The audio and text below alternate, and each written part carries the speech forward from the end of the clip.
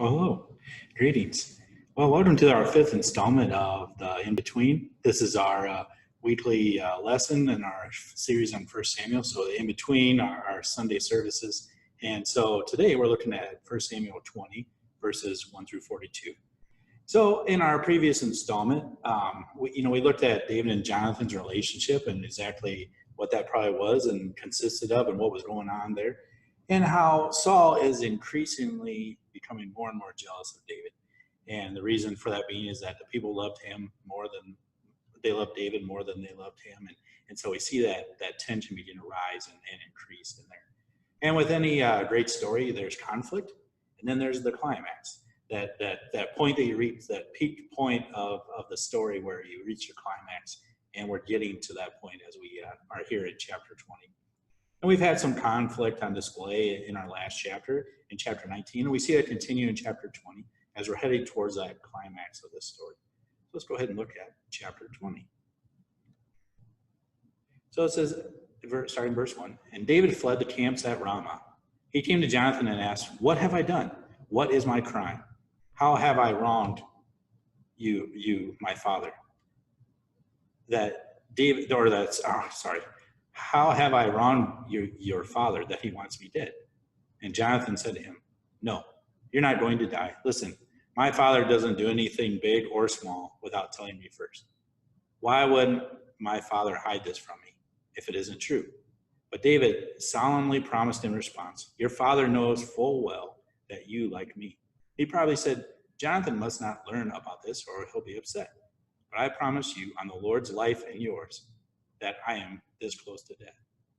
"Well, what do you want me to do?" Jonathan said to David. "I'll do it." "Okay, listen." David answered Jonathan, "Tomorrow is the new moon, and I'm supposed to sit with the king at the feast. Instead, let me go and I'll hide in the field until nighttime. If your father takes note of my absence, tell him, 'David begged my permission to run down to his hometown Bethlehem because there's an annual sacrifice there for his whole family.' If Saul says, 'Fine,' then I, your servant, am safe. But if he loses his temper, then you'll know for certain that he intends to harm me. So to be loyal to your servant because you've brought your servant into a sacred covenant with you. And if I'm guilty, then kill me yourself. Just don't take me back to your father." "Enough," Jonathan replied. "If I can determine for certain that my father intends to harm you, of course I'll tell you.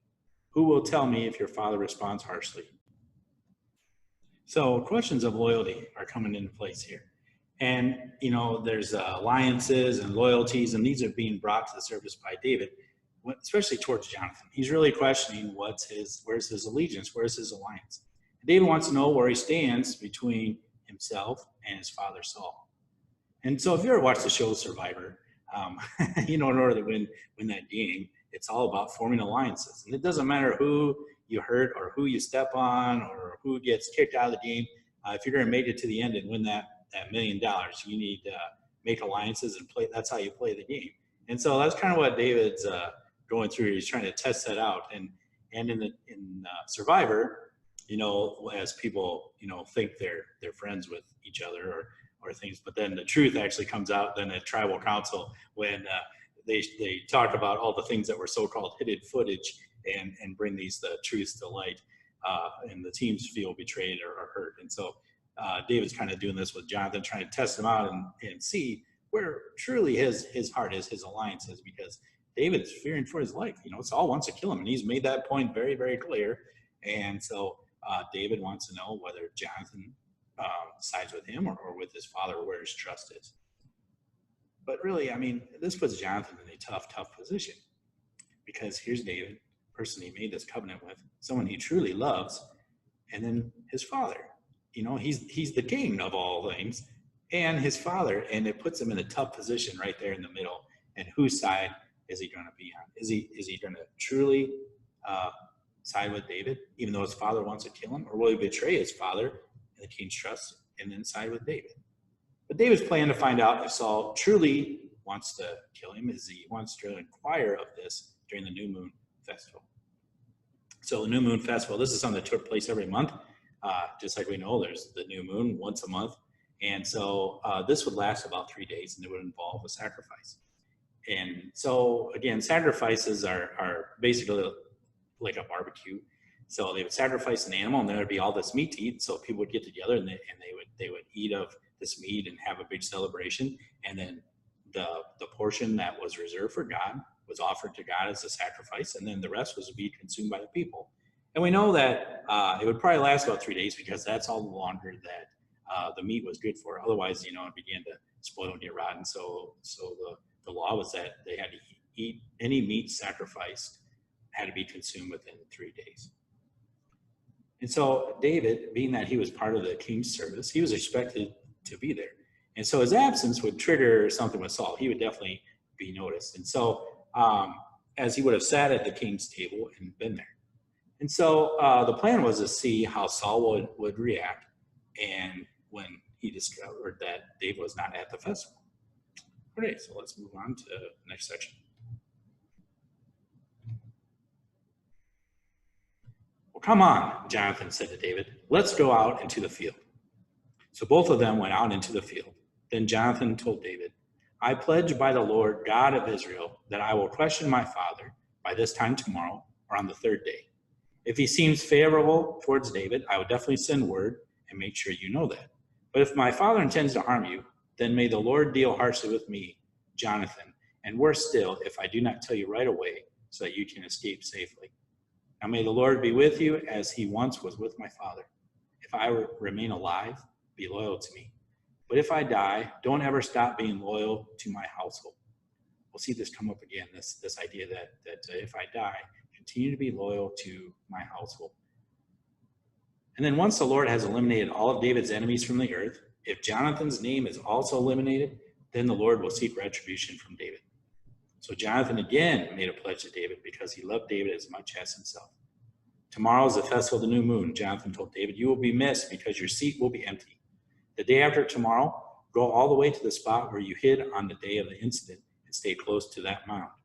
On the third day, I will shoot an arrow to the side of the mound as if aiming at a target. Then I'll send the servant boy saying, go retrieve the arrow. If I yell to the boy, hey, the arrow is on this side of you, get it, then you can come out because it will be safe for you. There won't be any trouble. I make a pledge on the Lord's life. But if I tell the young man, hey, the arrow is past you, then run for it because the Lord has sent you away.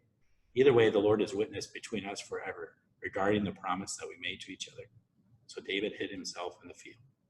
So Jonathan figures out a way to communicate to David what Saul's intentions are in his heart without actually betraying his father and giving up his confidence in that. And so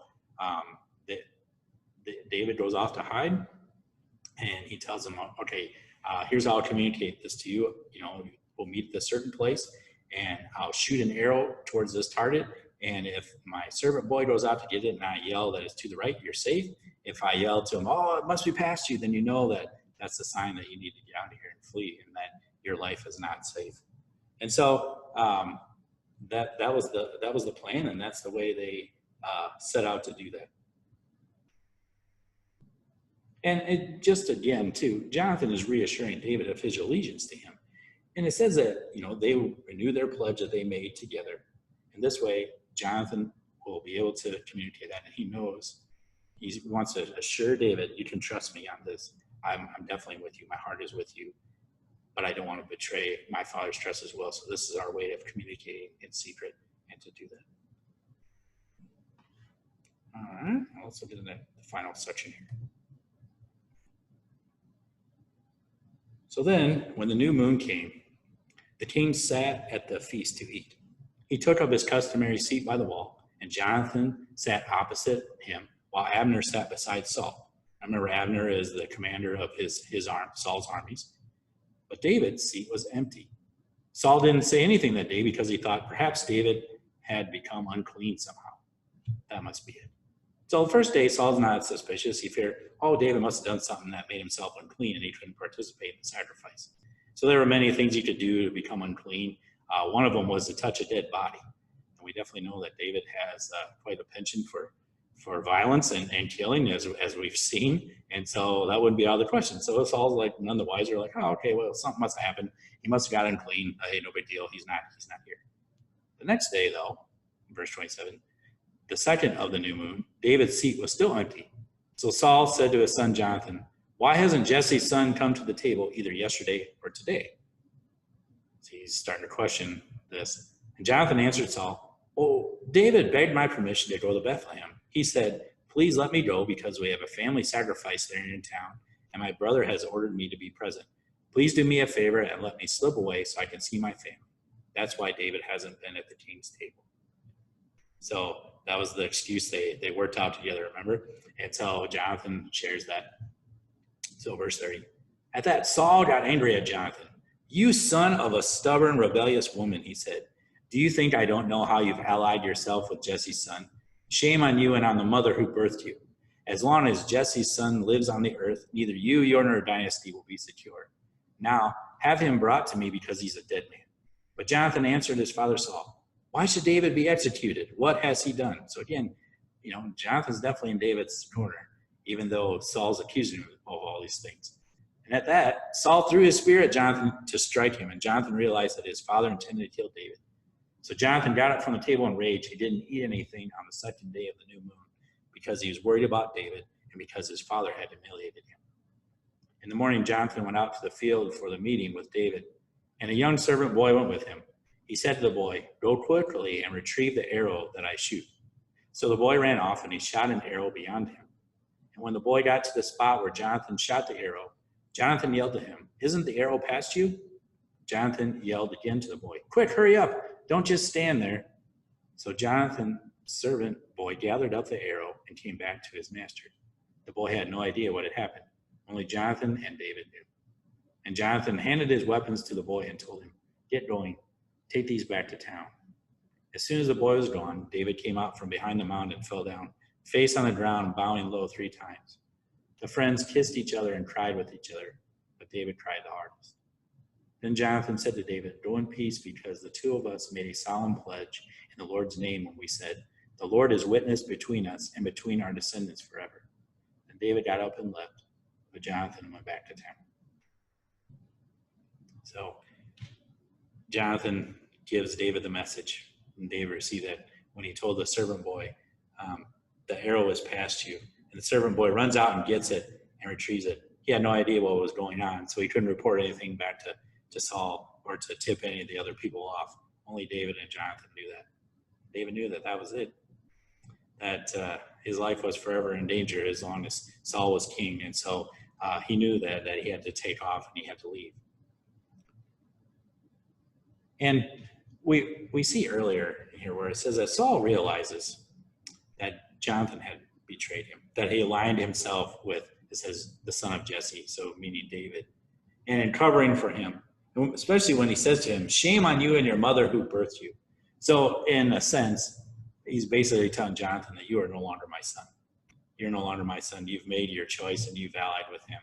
And the fact that he tried to chuck that spear at him just showed Saul's total anger and hatred at that moment for his own son even. So we see Saul's character begin to descend, and his jealousy and other things begin to take over. That evil spirit that he says he's being tormented with really begins to manifest itself. And then we get down to where they say their goodbyes. And this is a sad time. Here they made this covenant with one another. They chose to have this relationship, be together. It says that they cared for one another. Jonathan loved David as much as he loved his own self. Imagine having that type of closeness to another person, as he said that. And so this, as they knew, would probably be their last goodbyes. And the 2 friends greeted each other one last time. It says that they kissed and they cried, and David cried the hardest. Now, in a previous lesson, as I mentioned earlier, I talked about this relationship between David and Jonathan and maybe what that meant. And, it's easy to jump to the assumption that, oh, okay, well, they're kissing each other and crying, and, there must have been a gay couple. It's easy to jump to that conclusion. But I think we need to weigh on that and not quite make that assumption, because really in the Bible, kissing is not mentioned in a way that's erotic or sexual in any way. And in fact, it's viewed more as a greeting. And in fact, the only other time in 1 Samuel where kissing is mentioned at all is when Samuel kisses Saul after he anointed him as the first king of Israel. And then in other places in the Old Testament, we see that when Joseph and all of his brothers are reunited again, after Joseph was sold into slavery by his brothers, and then he becomes the number 2 in Egypt, second only to Pharaoh, and they're reunited again. It says that Joseph runs up and he kisses all of his brothers. It was a sign of greeting for them and deep affection. And then also in Ruth, the first chapter. So Ruth has 2 daughter-in-laws, and both of her sons die. And so, that for women to support themselves on their own, it was very, very tough. So they knew that'd be a poor situation. So she tells her daughter-in-laws, Orpah and Ruth, to go back to their own lands. But Ruth chooses to stay with her mother-in-law, Naomi, but Orpah chooses to go. And as before she leaves, it says that she kissed her mother-in-law, Naomi. So we see this as a greeting, as signs of affection, yes, but more of as a greeting or as a departing. And so nothing really ever meant as sexual or erotic or anything like that in those ways. It was just more of a form of greeting. And especially when, I think of the verse where it says to greet one another with a holy kiss. Well, that would not fly today. I mean, that's definitely not something that we practice today or part of our culture, but it definitely was for them and how they would greet each other. So we see those differences in kissing and really what that meant. But the fact remains that this would be the last time that David and Jonathan would see each other. So they were going to share their final goodbyes, and then they would depart. But before they did so, it says that they renewed their pledge together. Remember that covenant that they made, especially when it says the last line, the Lord is witness between us and between our descendants forever. Well, David ends up holding his end of the bargain. As we know, when David finally becomes the king of Israel, he remembers Jonathan's household. He remembers that covenant that they made together and upholds that. All right. Well, that's it for today's lesson. I hope you have been enjoying this series and getting a lot of it. I encourage you to watch the rest of the videos if you've missed a part. They're all on our YouTube channel. And if you haven't done so already, I would encourage you to subscribe to that. Then anytime there's new content put on there, you get a notification about that. So continue to do this for the next few weeks. And then once we're done with 1 Samuel, then I will do this weekly lesson through 2 Samuel. So thank you for joining us. God blessings. Have a great day.